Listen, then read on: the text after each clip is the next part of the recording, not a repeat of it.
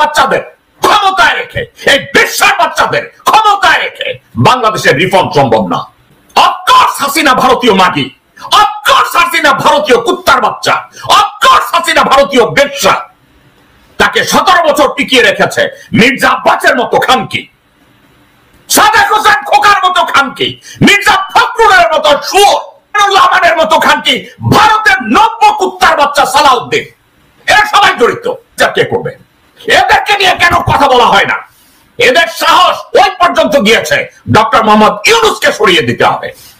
আমাদের চোখের সামনে ডক্টর মোহাম্মদ ইউনূসকে অ্যাসাসিনেট করার মতো দুঃসাহস দেখানোর পরে এই কুত্তার বাচ্চা এখনো সেনা প্রধানের চেয়ারে বসে আছে, চুপ্পু এখনো বঙ্গভবনে বসে আছে।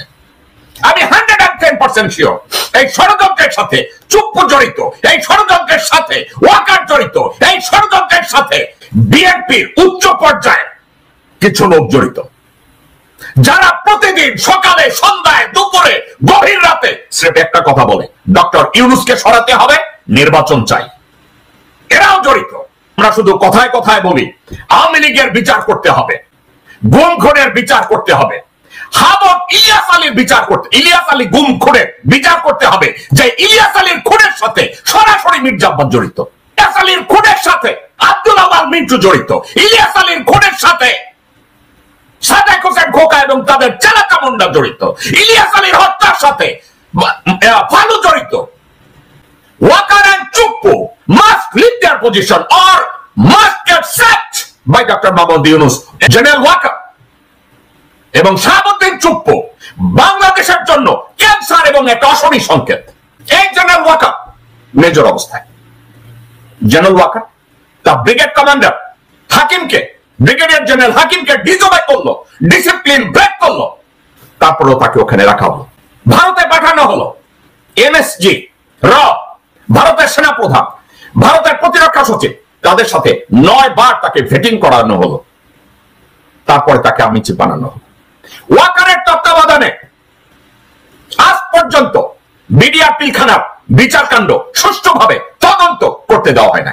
জনগণের উপরে হেলিকপ্টার থেকে গুলি করে আমার মা বোনদের বুককে ঝাঁঝা করে দিয়েছে, বাচ্চাদেরকে মেরে ফেলেছে, শিশুদেরকে মেরে ফেলেছে, মাকে গুম করেছে, বাবাকে গুম করেছে, সন্তানদেরকে গুম করেছে, যা প্রত্যেকটা অপকর্মের সাথে ওয়াকার জড়িত। এবং কতগুলো অদূরদর্শী রাজনীতিবিদ, অদূরদর্শী লোকজন, অদূরদর্শী বেকুবরা বসে আছে। ওয়াকার বাংলাদেশের সালভেশন নিয়ে আসবে, রাজনীতিতে সালভেশন নিয়ে আসবে, রাজনীতিতে রিফর্ম নিয়ে আসবে।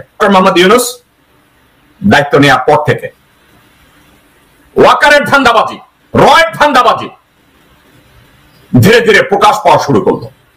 যখন রয়ের ধান্দাবাজি প্রকাশ পাওয়া শুরু করলো, তাদের সামনে একটা এলিমেন্টস ছিল। সেই এলিমেন্টসটা কি? কোন একটা অজুহাত দিয়ে ডক্টর মোহাম্মদ ইউনূসকে যদি অ্যাসাসিনেট করা যায়,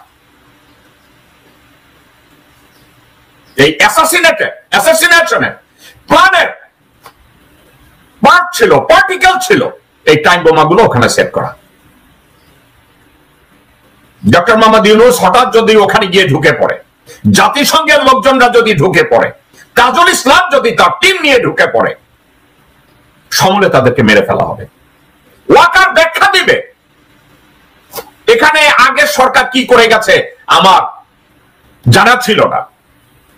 ঠিক যেমনি টাইম বোমা পাওয়ার পরে ওখানকার লোকজনরা বলেছে আমরা জানি না, আমরা জানি না।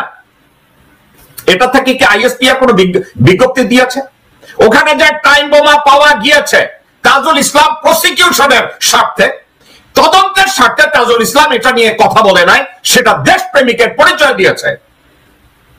কিন্তু এটা নিয়ে general Waker, ISPR, DGFI, NSI, CID, DB কোন মন্তব্য করেছে? ডক্টর আসিফ নজরুল কোন মন্তব্য করেছে? জেনারেল ফেরদৌস, জেনারেল হাফিজ, তারা কোনো কথা বলেছে? তদন্ত হয়েছে?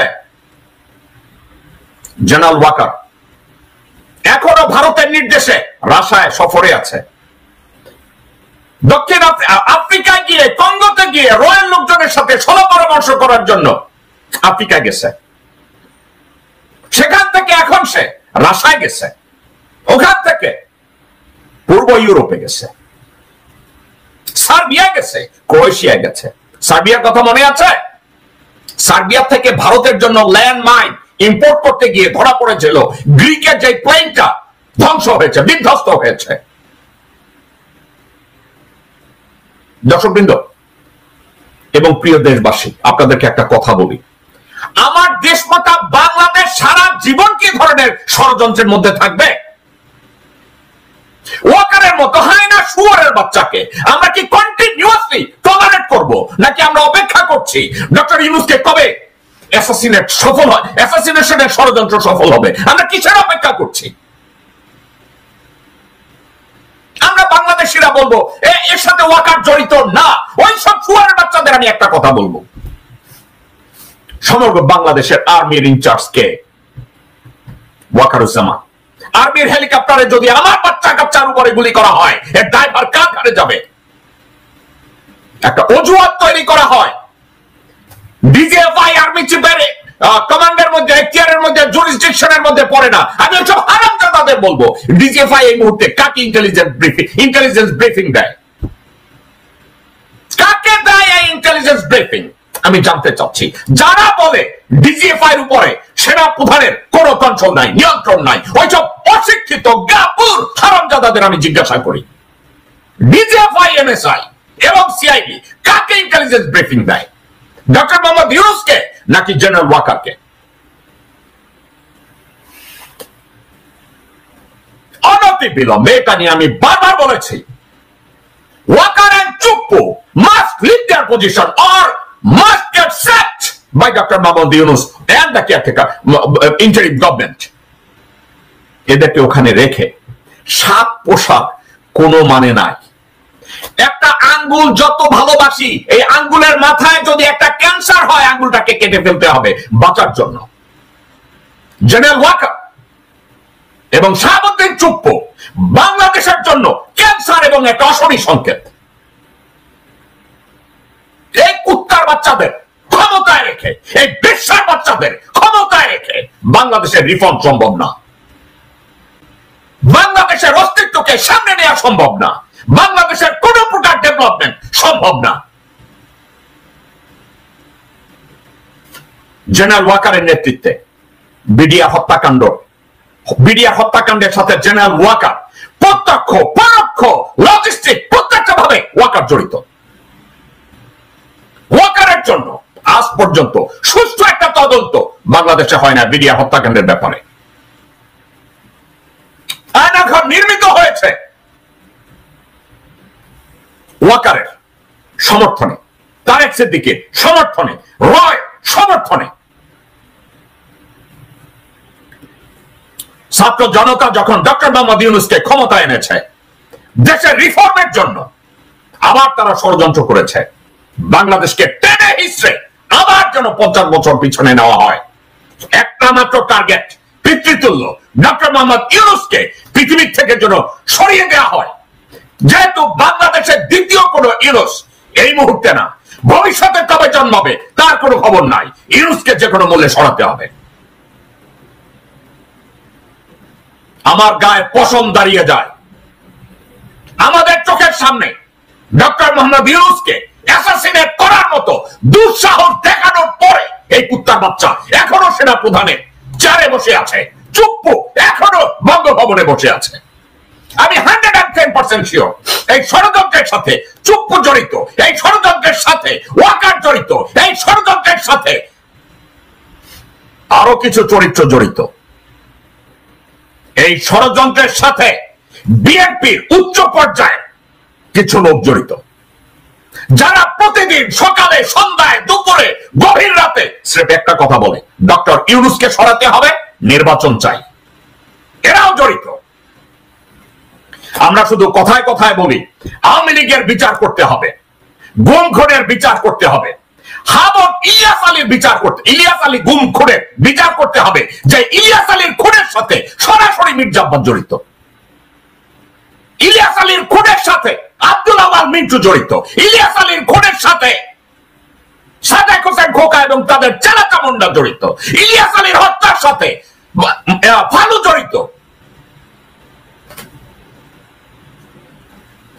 আমরা শুধু হত্যাকাণ্ডের বিচার চাই।